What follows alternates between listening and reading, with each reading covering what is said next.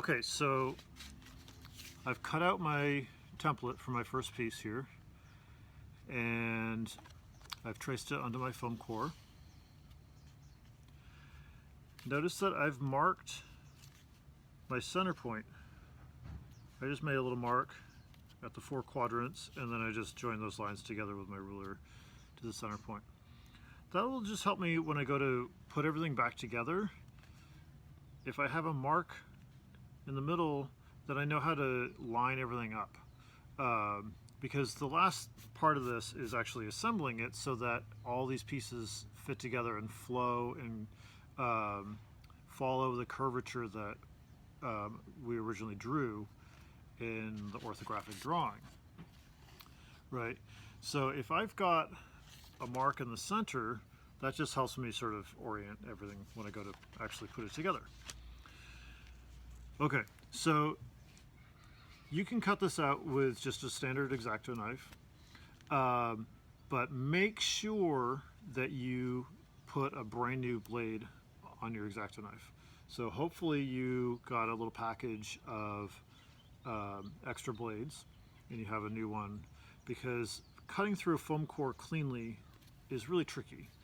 You'll notice that depending on the angle that you hold your knife at, the foam will get stuck and ball up and tear out, and you'll have torn out little edges. So there's certain techniques which really help cut out foam core more cleanly. So notice I'm going to hold my knife down at a gentle angle. I'm not going to try to go vertically or close to vertically. I'm going to hold it down as if I was cutting through a piece of paper. It's the same kind of thing.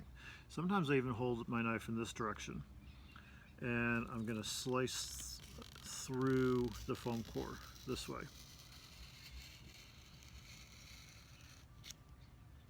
And sometimes it takes a couple passes to get all the way through, so just take your time.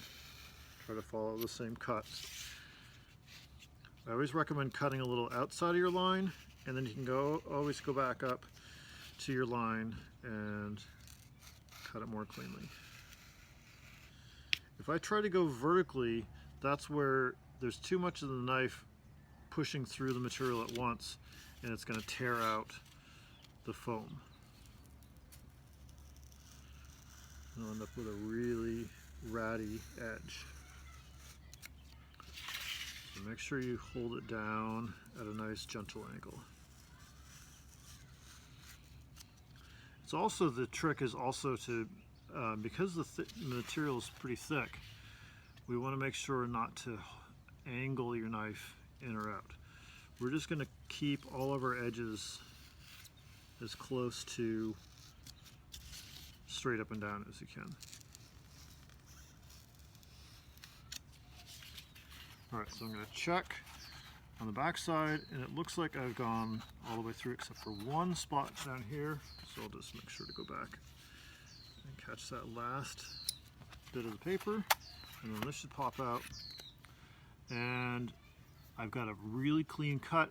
I've got one spot over here that's got a little bit of a void, a little broken out part of the foam, but otherwise it's pretty clean. Pretty happy with that cut. Now I can go back actually with a piece of sandpaper even and just sand off a little bit of this paper edge if I don't like it's a little bit fuzzy there. I can try to carefully clean it up with my X-Acto knife as well. It's always tricky to clean up that edge with a knife. Now it didn't help, I actually couldn't find a new X-Acto blade. I thought I had a little package of them, and I couldn't find my package of X-Acto blades just now. So I actually sharpened my blade, which luckily my 3D design professor in college taught us how to sharpen X-Acto blades using 400 grit sandpaper. So if you don't have a fresh X-Acto blade, in a pinch, you can actually sharpen it with 400 grit sandpaper. You just put the sandpaper down face up on the table and carefully sand it.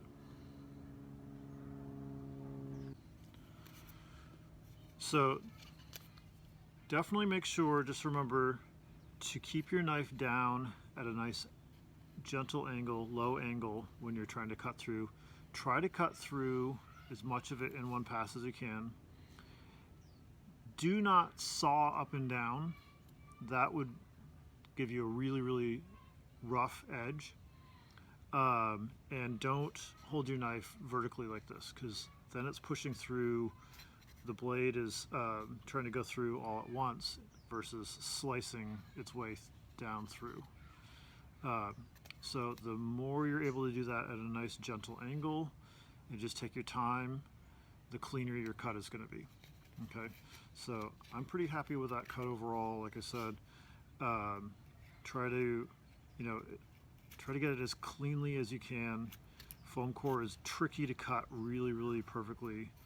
So don't worry if there's a little bit of tearing, but really try to get it as clean as you possibly can. So this little edge, I think I would want to sand with some sandpaper, just that very tip there.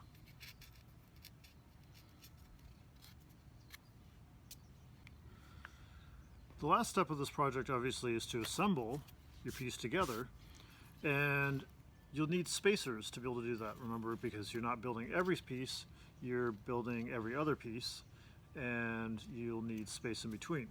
So what I recommend for spacers is just little 1/2-inch squares. That seems to work pretty well. Don't try to cut out little circles, because you're already having to cut out all your pieces at curves, and the curves are the ones that are the hardest to cut out cleanly with foam core. So that's why I recommend little squares.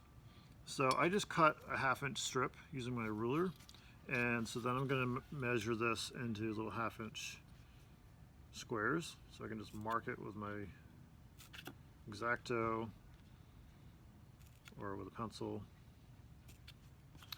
And it works best, I find, if I cut strips first and then cut across to make little squares.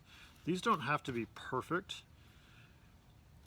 because they are a visual part of your piece. They're visible, but they're certainly not as important a part of your piece as the actual main pieces.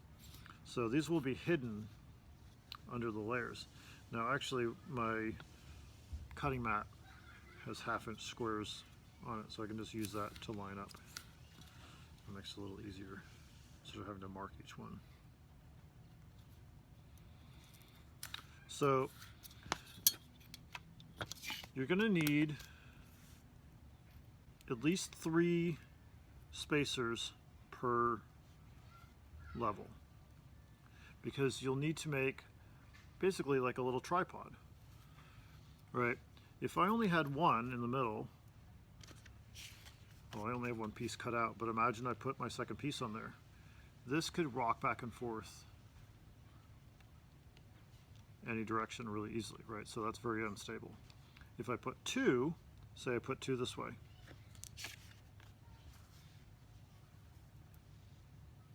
it's going to rock back and forth. This way, it'll be nice and stable this way.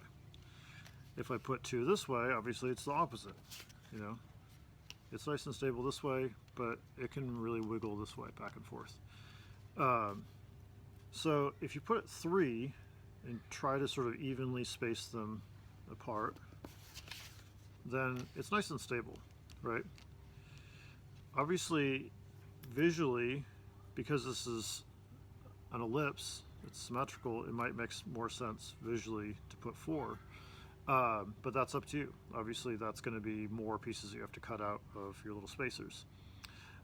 Remember that, like I said, these are not the main part of your design, but once you stack all these up through the whole piece, if you get down at certain angles, they're going to be kind of an implied line within your design.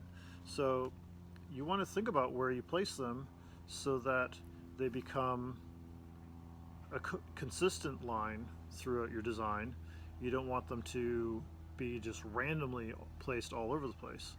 There could be a nice flow to that line, which if you get down at certain angles, looking at your piece will become a really nice design element to consider incorporating into your design.